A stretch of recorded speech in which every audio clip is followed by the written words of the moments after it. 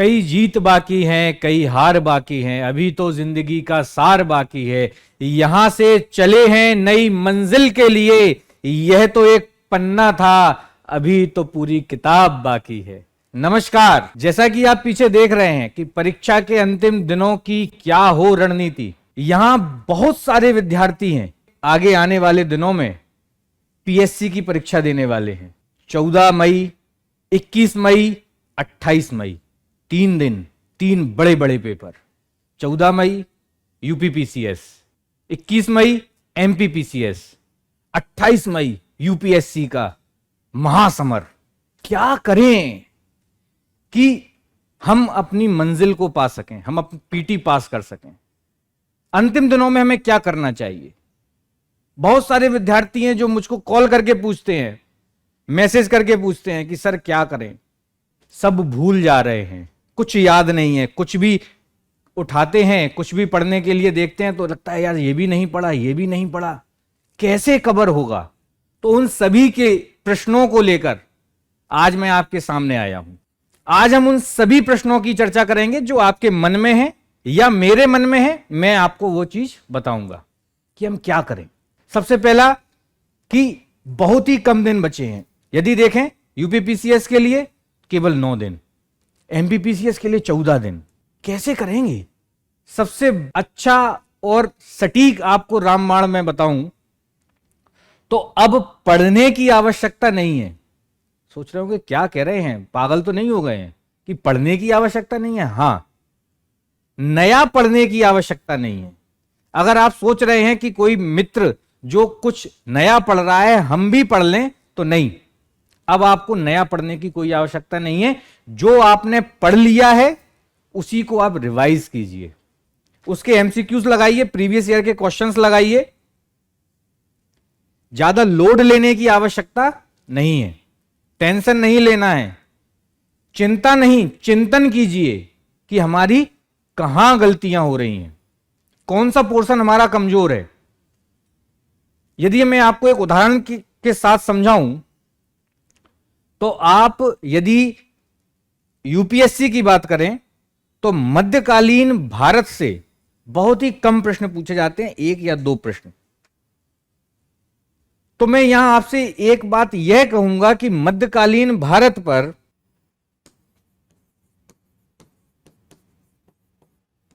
मध्यकालीन भारत जहां पर 1 से 2 प्रश्न ही पूछे जा रहे हैं, इससे ज्यादा प्रश्न नहीं आते हैं, तो इस पर अनावश्यक समय बर्बाद करने से अच्छा है कि आप आधुनिक भारत पढ़िए,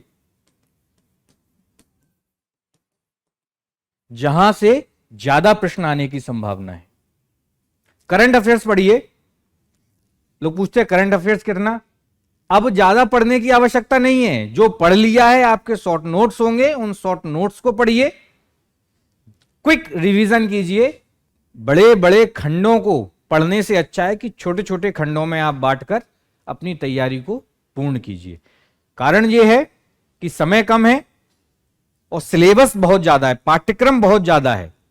परेशानी यह है कि हम सभी पाठ्यक्रम, पूरे पाठ्यक्रम को कैसे कवर कर पाएंगे?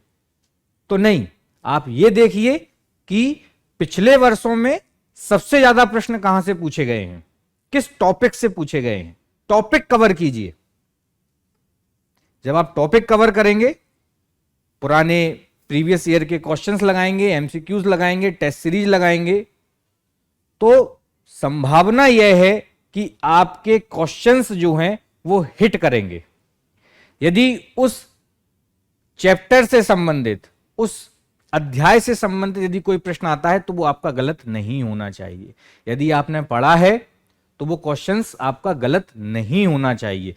यदि पढ़ा हुआ प्रश्न, जो आपने चैप्टर पढ़ा है, यदि वो प्रश्न यदि आपको आता है, लेकिन यदि वो प्रश्न गलत हो रहा है तो आप रेस से बाहर होते चले जाएंगे।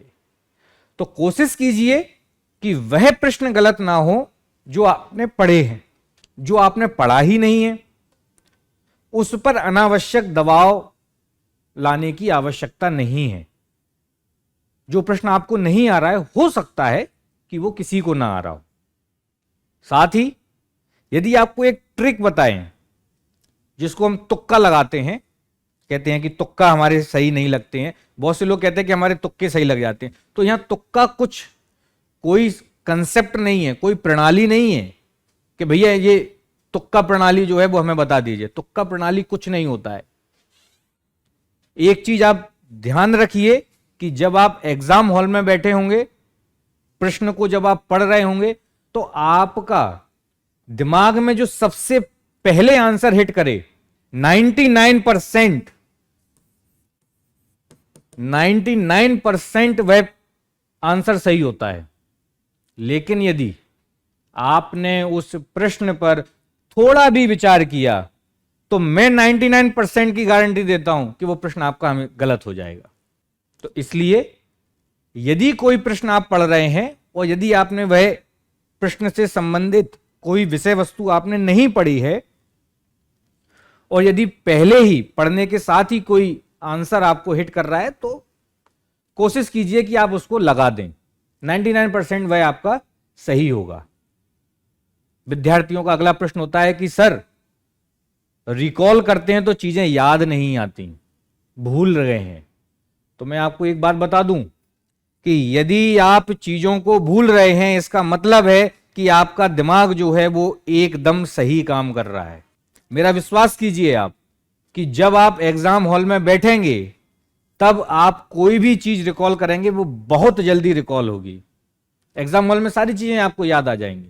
अभी आपको वो याद नहीं आ रही हैं, घबराने की कोई आवश्यकता नहीं है, भटकने की कोई आवश्यकता नहीं है, नया कुछ पढ़ने की आवश्यकता नहीं है। जो आपने पढ़ रखा है उसी को आप रिवाइज कीजिए, ज्यादा से ज्यादा उस पर टाइम दीजिए, ज्यादा से ज्यादा उसके एमसीक्यू सॉल्व कीजिए, प्रीवियस ईयर के क्वेश्चंस लगाइए।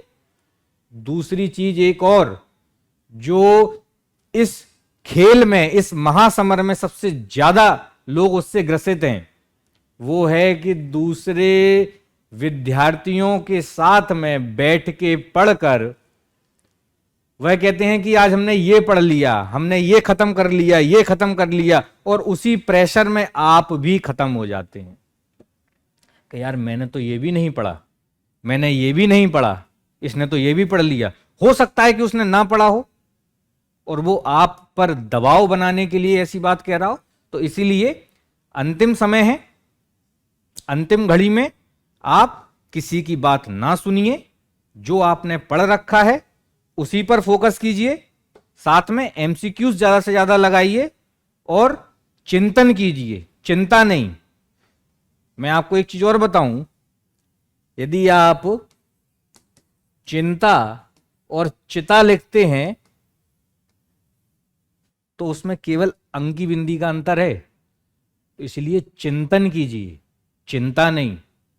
मेहनत आप कीजिए, सफलता आपको जरूर मिलेगी। तो चलिए, यह था हमारा आज का कार्यक्रम। धन्यवाद। जय हिंद, जय भारत।